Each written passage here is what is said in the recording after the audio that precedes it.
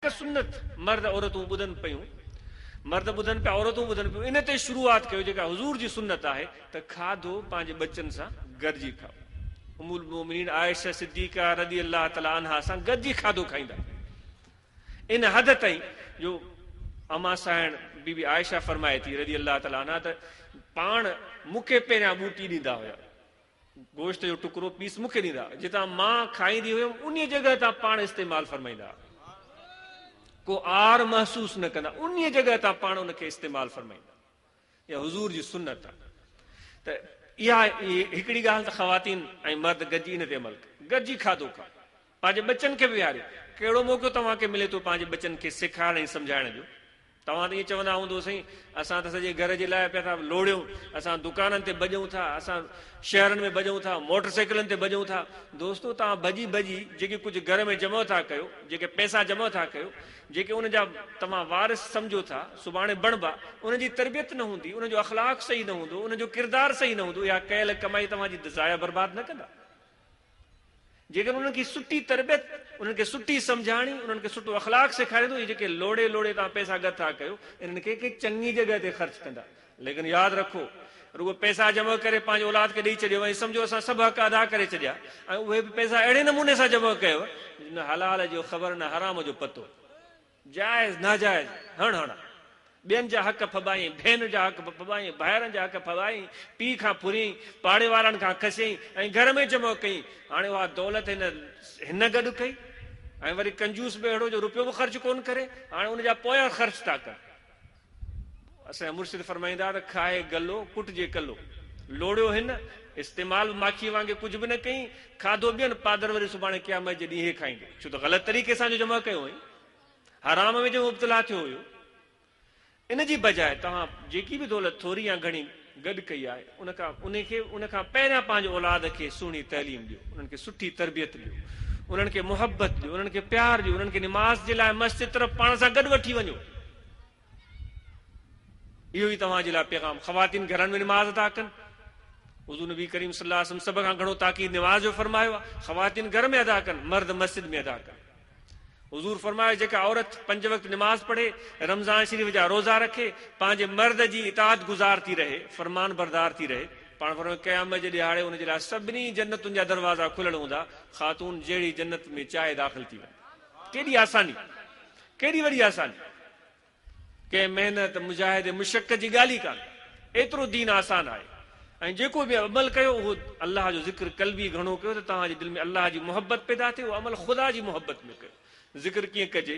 खाॿे पासे दिलि आहे, इन दिलि में ज़िक्र इस्तिमज़ा जो ख़्यालु रखो, बीठे वेठे, सुते जाॻंदे, खाईंदे पीअंदे, हर वक़्तु इहो तवजो रहे, दिलि ज़िक्र थी करे अल्लाह अल्लाह अल्लाह अल्लाह अल्लाह। ज़ुबानी ज़िक्र ज़ुबान सां थींदो, हीउ क़ल्बी ज़िक्र आहे, इहो दिलि में तवजो रहे, दिलि में ख़्यालु रहे, दिलि में फ़िक्र रहे, हे तवजो ऐं ख़्याल सां थींदो। ॾींहं राति तव्हां कमकार, कारोबार, महिनत, मज़दूरी, मुलाज़मत पिया कयो, पर जेॾी महिल बि यादि अचे त फ़क़ीरनि खां ज़िक्र कल्बी वरितल आहे, ऐं दिलि वारो ज़िक्र, दिलि जो ख़्यालु दुनिया ॾांहुं हटाए अलाह जी यादि में लॻाए छॾियो। इहो इन दिलि वारे इन दिलि वारी दुनिया में, इन दिलि वारी जॻह में तव्हांखे ख़ुदा जो जलवो नज़र ईंदो, अलाह जो मुशाहिदो नज़र ईंदो, ख़ुदा जो दीदार लिका मिलंदो, अलाह जो मेलो थींदो तव्हांखे।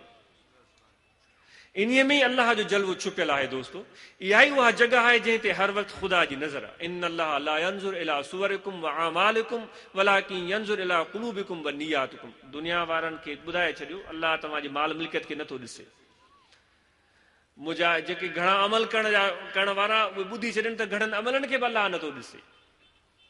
अलाह तव्हांजे नियत खे ॾिसे थो ऐं तव्हांजे दिलनि खे ॾिसे थो। ज़िक्र कल्बी कयो त इहा दिलि ख़ुदा जी मुहबत में लबरेज़ थी वञे, सरशार थी वञे। टंडे मोहन ख़ान वारा, मुहबत वारा, तव्हां मुहबत इश्क मां दावत ॾिनी, अलाह ताला तव्हांजी इन मुहबतुनि खे क़ाइमु रखे। जीअं की अॼु खां मुंहिंजे ख़्याल में को 15-20 साल में अचणु थियो, हिते दोस्तनि सां मुलाक़ात थी हुई, मस्जिद में नंढिड़ो प्रोग्राम थियो, जंहिंमें उहे पुराणा दोस्त अॼु मिलिया, उन्हनि जी मुहबत, उन्हनि जो शौक़ु ॾिसो, जो अॼु हेॾे वॾे पार्क में माशाअल्लाह एॾो वॾो अज़ीम शान इज्तिमा हुज़ूर नबी करीम सल्लल्लाहु अलैहि वसल्लम जी मुहबत इश्क में सजायो आहे। तव्हांखे लख मुबारकूं हुजनि, तव्हांखे आफ़रीन हुजे, तव्हांखे शाबाश हुजे। जेके बि दोस्त, जेके बि मुहबत वारा इते मेहनत करे हिन प्रोग्राम खे कामयाब बनाइण वारा सभु क़ाबिल मुबारकबाद आहे। नूर मोहन साहब हुन जा ॿिया सभु आभार।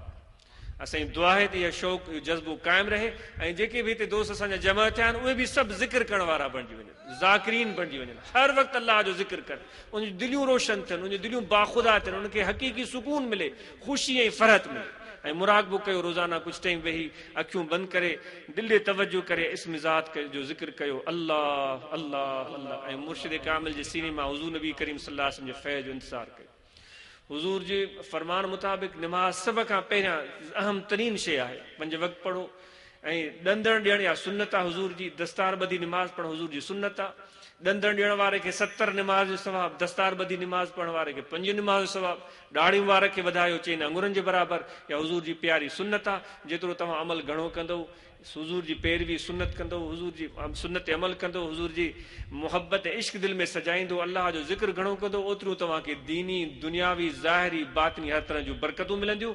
अल्लाह ताला खां दुआ आहे जेके बि हिते तव्हां जमा थिया आहियो, जेके इरादा खणी नेक नेक इरादा खणी आहियो, अल्लाह अव्हांखे उन में कामयाब फरमाए, अव्हांजी मोहब्बत खे वधाए, अव्हांजे घरनि में बरकत, अव्हांजे रिज़्क में, अव्हांजे उमिरि में बरकतूं अता फरमाए, कर्ज़ मर्ज़ बीमारियुनि तकलीफ़ुनि रुकावटुनि परेशानियुनि खां अल्लाह अव्हां सभिनी खे निजात ॾिए ऐं तव्हांजी दिलुनि में सभ खां घणी मोहब्बत अल्लाह ताला जी ज़ात जी पैदा थिए।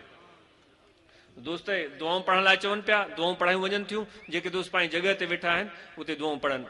बिस्मिल्लाहिर रहमानिर रहीम, आमनतु बिल्लाहि व मलाइकतिही व कुतुबिही व रुसलिही वल यौमिल आखिर वल क़द्रि खैरिही व शर्रिही मिनल्लाहि तआला वल बअस बअदल मौत, अशहदु अल्ला इलाहा इल्लल्लाह वहदहु ला शरीक लहु व अशहदु अन्न मुहम्मदन अब्दुहु व रसूलुहु, अस्तगफिरुल्लाह तआला रब्बी मिन कुल्लि ज़ंबिन व अतूबु इलैहि।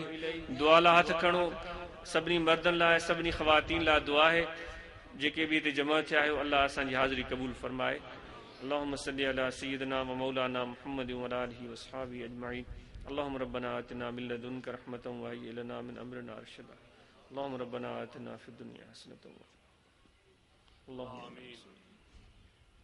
अल्लाह हक हक। रब्बना तक़ब्बल मिन्ना इन्नका अंतस समीउल अलीम व तुब अलैना इन्नका अंतत तव्वाबुर रहीम। सल्लल्लाहु तआला अला खैर खल्क़िही व नूरि अर्शिही सय्यिदना व मौलाना मुहम्मद व अला आलिहि वसल्लम। सहारे सलाम कहते हैं, अल्लाह अल्लाह हुजूर की बातें, मरहबा वो रंग नूर की बातें, अल्लाह अल्लाह हुजूर की बातें, मरहबा वो रंग नूर की बातें, चांद जिनकी बलाएं लेता है, चांद जिनकी बलाएं लेता है, और सितारे कलाम कहते हैं, सबा मुस्तफा से कह देना, गम के मारे सलाम कहते हैं।